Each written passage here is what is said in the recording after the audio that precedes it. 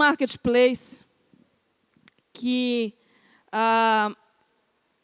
inspiram e inspira não só o seller, mas o próprio consumidor a comprar com segurança, a escolher, trabalha o comportamento, trabalha o conteúdo, trabalha a prestação de serviço, a transparência.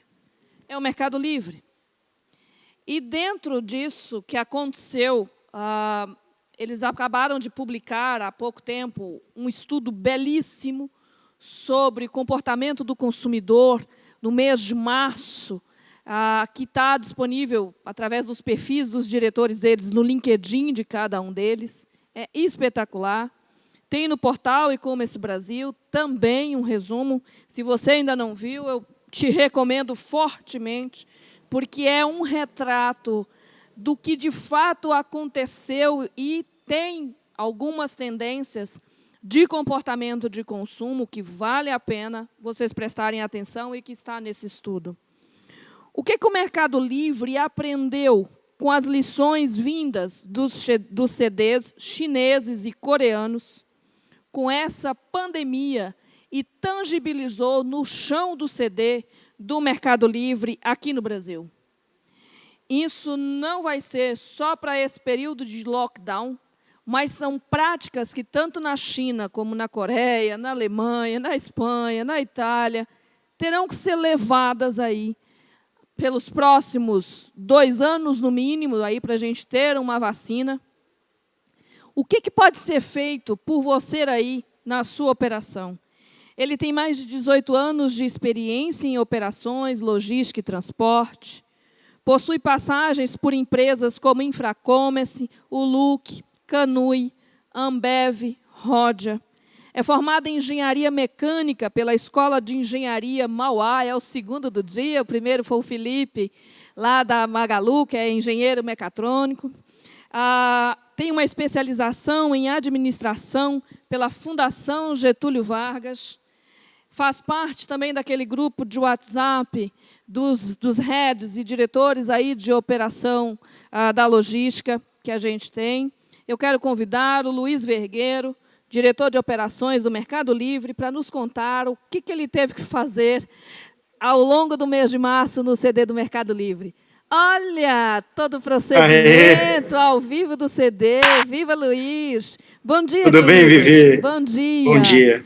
Bom dia. Eu vou baixar minha máscara aqui para facilitar um pouco o entendimento de vocês. Bacana. Mas eu estou numa área de circulação e a gente tem que dar o exemplo, né? É verdade. Um prazer enorme voltar a falar com você, Vivi. Olha, eu também, eu estou muito feliz. Só não estou mais feliz porque a gente está se vendo, mas eu não estou vendo, como é que fala, o calor humano, né? Isso eu sinto falta no digital. Bom, a palavra está contigo. Eu vou te falar que eu prefiro o stage, você provavelmente tá mais confortável aí, eu estou aqui preso numa cadeira, vai ser difícil de gesticular, mas está tudo ótimo. Olha, a palavra está contigo, querido. Obrigado, Vivi. Bom, eu estou aqui falando de Cajamar, né? No fundo, eu tenho a operação e definitivamente eu acho que a gente passa agora, estamos passando por um momento que vai mudar o e-commerce definitivamente, vai mudar a forma como a gente faz logística e aí, de uma maneira geral, vai mudar como a sociedade se relaciona, trabalha. Então, esse momento, né, que a gente está vivendo, acho que é um momento de mudança muito grande, né?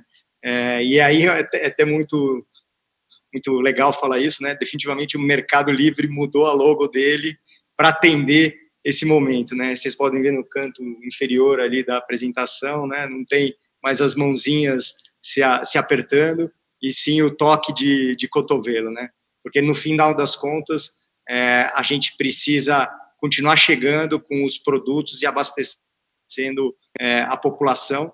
E aí eu vou falar um pouco, introduzir um pouco a minha conversa aqui, falando do que você comentou sobre um pouco dessas mudanças que aconteceram, porque eu acho que ela é importante para introduzir o detalhamento do tema que eu vou tratar, mas acho que é bom, é importante ter essa visão, né? Então, buscando os dados, né, dos últimos momentos aqui que o Mercado Livre está vivendo, né, houve uma busca gigantesca para as questões relacionadas à saúde, né? Então, máscara, estamos usando aqui na operação, né? A gente troca as máscaras a cada 3 horas para poder garantir a proteção, a minha proteção, a proteção do outro e o coletivo. Então, foi um dos itens mais buscados, né? Álcool gel também, a gente teve uma fase de dificuldade de abastecimento, os antibactericidas, bacterianos e tudo mais, termômetros. Então, essa mudança para busca em produtos relacionados à saúde. Aqui eu trago um pouco esse cloud word clouding das buscas para a América Latina, e aí a gente sai um pouco também do entendimento que a busca ela só aconteceu para a saúde. Não, as pessoas elas estão em casa, elas precisam fazer as suas atividades em casa, e para isso elas, de alguma forma, elas precisam acessar e ter os produtos que vão além dos produtos de consumo normal do dia a dia, né? Produto de limpeza, produto de saúde, alimento. Ele tem que buscar entretenimento, ele tem que buscar outras coisas, né? Então, acho que isso dá um panorama um pouco mais transversal de outras regiões, mas no final das contas são as pessoas achando a sua ocupação nova, né, essa nova ocupação dentro do seu ambiente familiar, em casa, com as suas pessoas mais próximas ali. Acho que esse outro slide, ele também mostra um pouco dessa trajetória, né, das buscas, né? Então, acho que logo no primeiro momento em que as pessoas se deram conta de que essa situação que a gente estava vivendo de início de pandemia, né, lá atrás, no comecinho de março, né, até um pouco final de fevereiro, como que eu consigo me prevenir, né? E aí essa foi uma primeira onda aí, e que, de certa forma, trouxe um impacto significativo, um incremento de volume de busca e, consequentemente, de transações, de comércio, né? Depois veio um segundo momento. Então, tá bom, se eu me prevenir, agora eu entro para um momento onde eu preciso suprir com os itens que são mais relacionados ao consumo, itens mais básicos. Então, vocês estão falando de produtos de limpeza, né, os famosos CPGs, né, produtos de consumo mais frequente, né, os alimentos. Então, também, ele teve um incremento significativo. E aí, depois, né, o entendimento de que o período ele seria muito maior do que a gente poderia imaginar, né, como que eu consigo me manter, né, na minha residência, no meu local com meus familiares, para poder me entreter, para eu poder me manter saudável, saudável fisicamente e mentalmente. E aí, surgiu, né, e teve essa avalanche também de busca para essas coisas, né. As pessoas elas precisam se ocupar, elas precisam dar entretenimento para as crianças que não podem mais descer né, ou sair para a rua, né, tem toda a questão também da ocupação das pessoas mais velhas, que no final das contas tem uma restrição muito maior. Então, isso veio e trouxe uma avalanche de crescimento enorme, né? Quando a gente fala de 56%, né, de crescimento, é um peso muito relevante nessas categorias, e ainda mais o impacto que vocês imaginam que isso tem numa operação logística, né? E aí aqui eu acho que eu exploro um pouco outro tema, né, que está relacionado aos novos compradores, né? Eu estou no e-commerce já faz algum tempo, né? E a gente vivencia, a gente fala o tempo todo que a Black Friday é o nosso maior momento de experimentação por esse novo comprador. Então, a gente jamais poderia imaginar que a gente teria essa oportunidade de trazer esses novos consumidores, né? Infelizmente, ela veio numa condição ruim para a saúde das pessoas, mas definitivamente acho que a gente tem que se apropriar e se aproveitar, nós profissionais do e-commerce, desse movimento para poder consolidar o pé e expandir muito mais, né? Então, quando a gente compara esse número de 1.700.000 novos compradores, e a gente compara isso com o ano anterior, estamos falando de mais de 30% de crescimento, né? É um número muito, muito, muito relevante e que incessantemente nós buscamos e a toda a comunidade do e-commerce busca, que é ir avançando no varejo tradicional e entrando no e-commerce. Outro ponto também dentro do e-commerce, né, dentro que a gente se discute o tempo todo no e-commerce, está relacionado à recorrência, né? Então, primeiro eu quero trazer novas pessoas e eu quero que essas pessoas que vieram para o e-commerce, elas continuem comprando.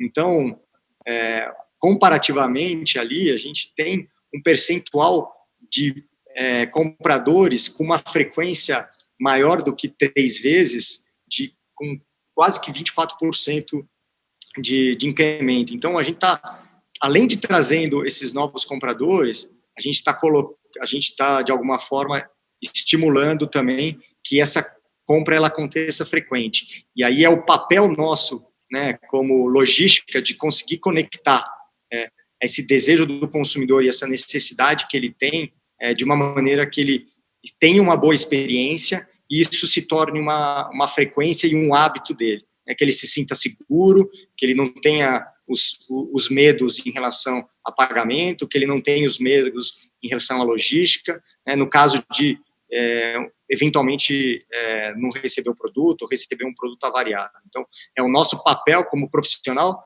de logística de e-commerce garantir que a gente conecta esses dois elos para que essa roda ela continue girando e trazendo mais recorrência. E aí, entrando agora no tema, né, da nossa vida da logística, do e-commerce, vivendo essa condição que o Covid-19 nos trouxe,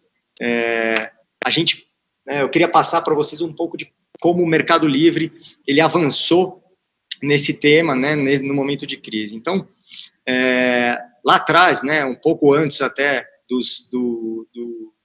Brasil começar a perceber que precisaria fazer esse movimento, a gente teve muito contato com as empresas do Oriente, né, então Coreia, China ali, para entender as situações que eles estavam vivendo, né.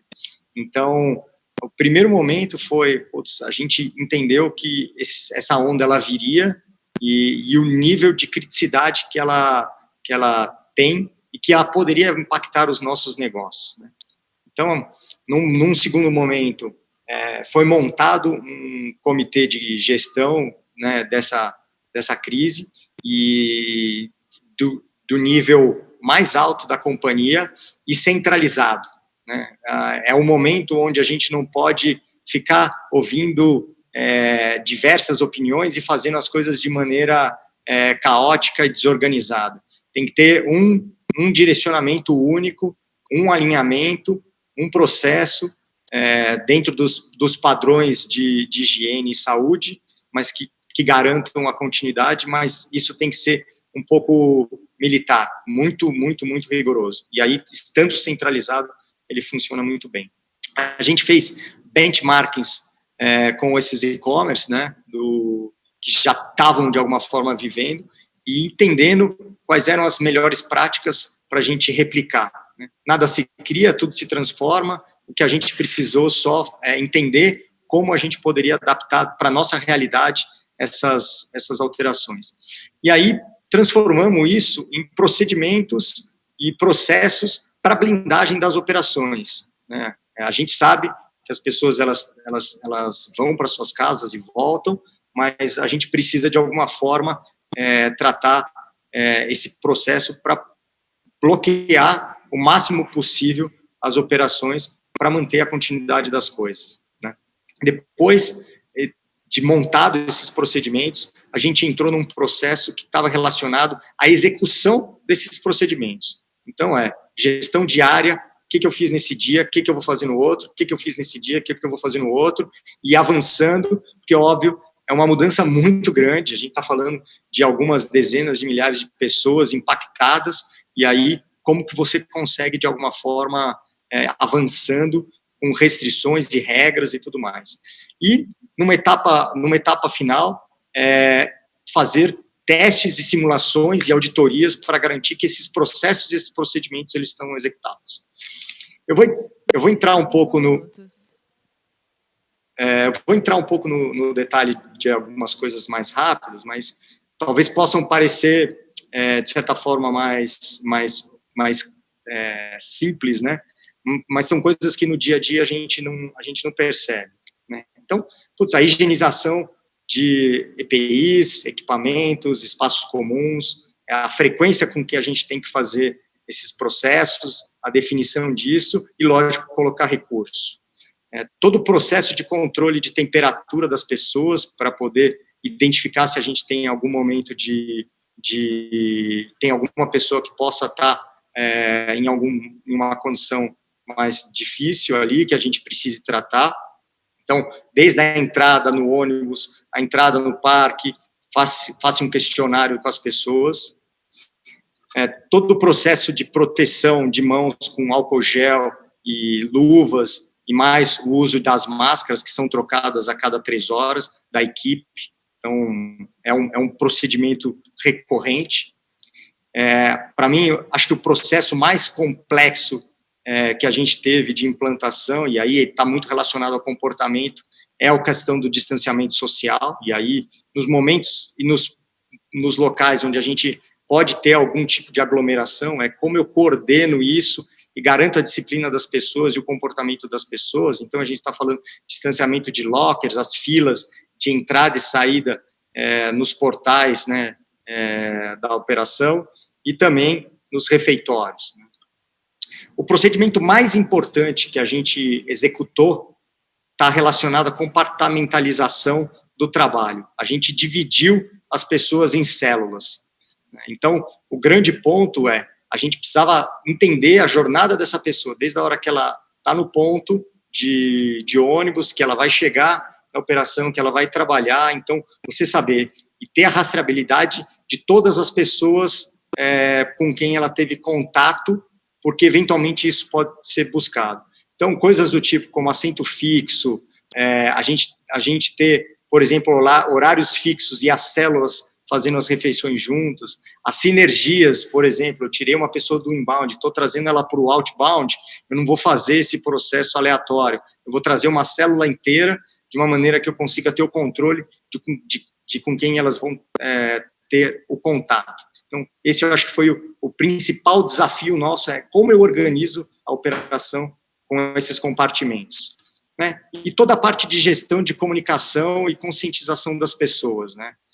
A gente precisa estar o tempo todo falando, elas precisam efetivamente ter medo do que pode acontecer para elas se comportarem de maneira adequada, principalmente nos temas relacionados à higiene e ao distanciamento social, que são coisas principais, e, óbvio, o uso dos EPIs, que protegem a si e ao outro.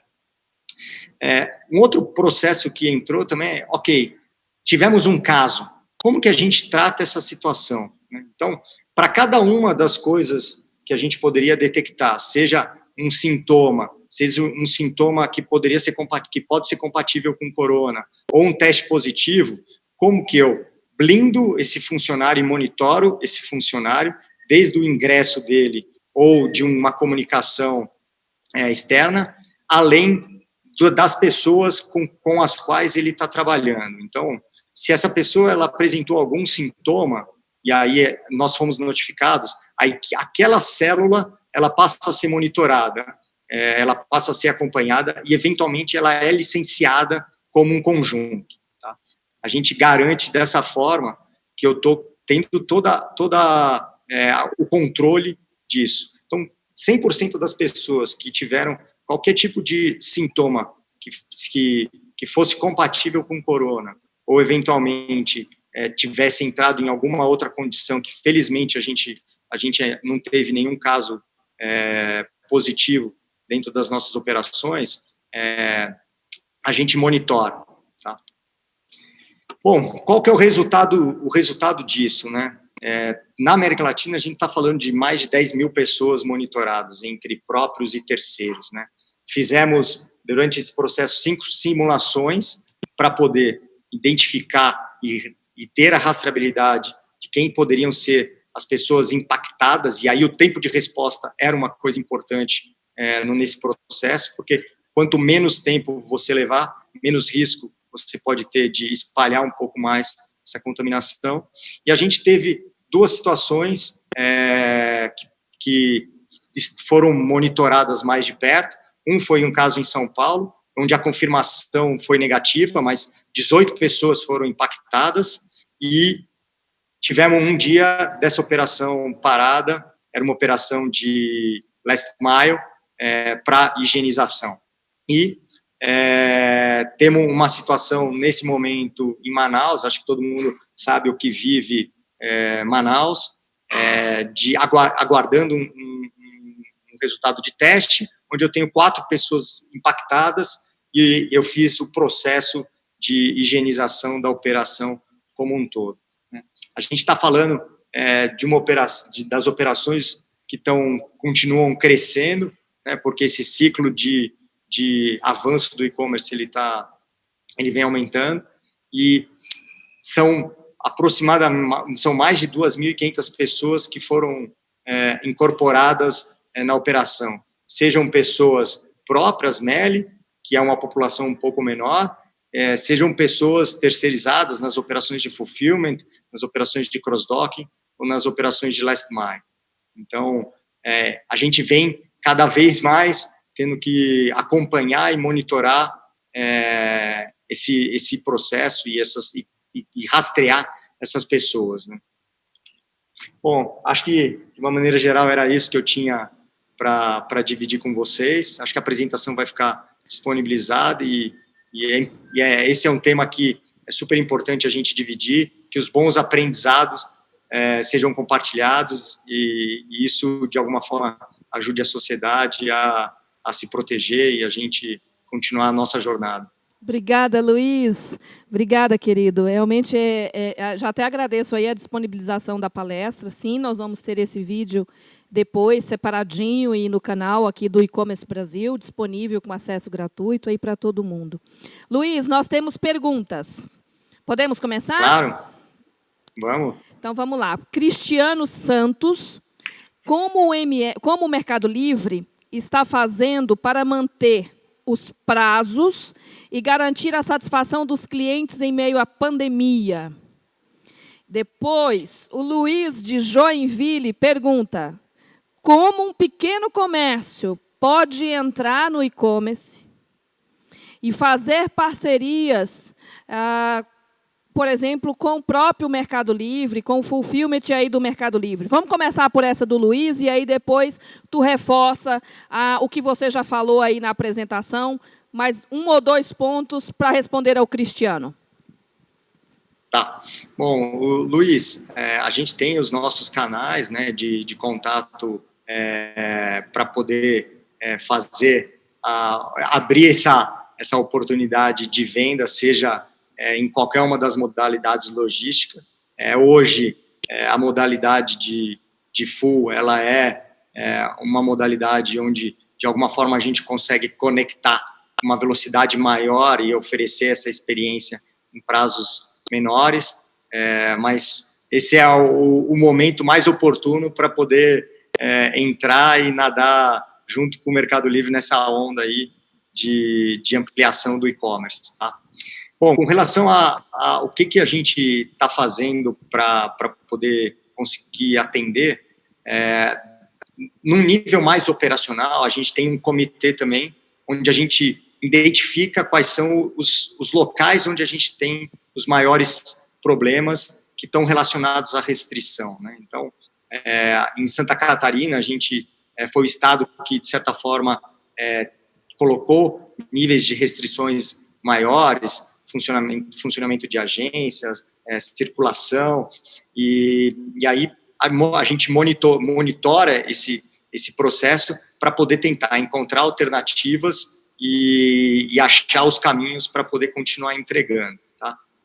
Definitivamente, a gente passou por uma fase, logo no começo dos bloqueios, onde, de certa forma, houveram maiores restrições, e hoje as coisas estão entrando num processo, não diria de normalidade, né, mas elas estão mais controladas, digamos assim. Né? O Mercado Livre ele vem antecipando os seus investimentos, tanto nas operações de cross-docking como nas operações de last mile.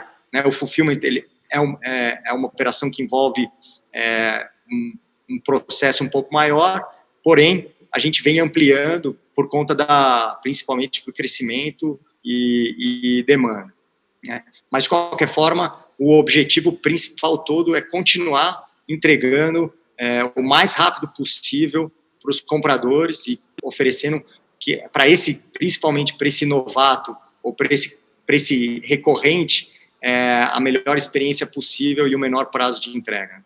Obrigada, Luiz. Mais uma pergunta. Tu troca, Su, por favor. Márcio, de Recife.